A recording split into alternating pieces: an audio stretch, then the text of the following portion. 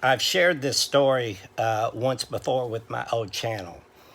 On June 14th of 2012, I heard the voice of God, and then I experienced his love, changed me forever. In an instant, I was no longer a drug addict. I even put down cigarettes, okay? I'd smoked cigarettes for 30, 35 years, something like that, 30 years. All right? Put down everything. It was amazing. That night, I slept better than I have slept in my entire life. It was probably the last night of sleep that I got for years and years, because the rest of the time it was like I was just downloading every night. It was amazing. It's like my body would rest, but my mind never did. The next day, June 15th, I was feeling his presence all day long. It was amazing. Then that night, I went to sleep. And during my sleep, the devil whispered in my ear. He told me, he said, you've got tattoos all over your body, and because you've marked your body up, you can't be a child of God. I woke up, and when I woke up, I didn't feel God's presence. That's horrible. And I'd called my mom and pop the night before, telling them about this amazing thing I'd experienced. It was, just wonderful. I called my mom. I don't know what time it was. It's very, very late at night, early in the morning, whatever. And I was telling my mom, I said, you know what? I'm not a child of God. I can't, his spirit won't stay with me. A voice told me that I'd marked myself up, and that, I was not a child of heaven, but I was a child of hell, And so I hung up the phone with my mom. I was feeling totally lost. I sat down on the couch. And I just said out loud, I said, I come to this conclusion. I said, you know what, Lord? I said, I don't know if you can hear me or not, because I was just speaking out loud. Didn't know if he would hear me or not. I said, I don't care if you can't be with me anymore. I don't care if I can't spend eternity with you in heaven, because back then I didn't understand what eternity and heaven and hell and all that stuff was. I said, I don't care.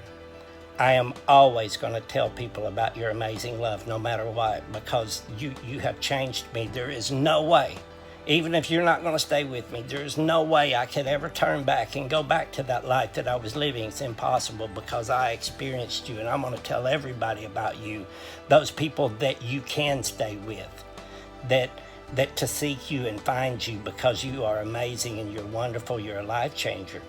And in that moment, right when I was saying that stuff, boom, God just leveled me with his love again. It's like he just wanted to test me and show me, Let me know right away, no matter what, he has me.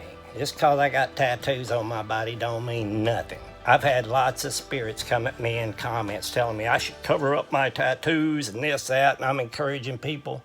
But that is part of my past. That's who I am. All right, and I'm not going to cover that up. I want people to see that no matter what you've done in this world, God is love, and if he chooses you, he's going to take you.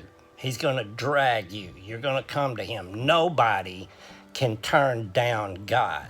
All right, that's why it's written that his call is unrepentable. You can't turn from his call. So that was my very first test, and it was a doozy.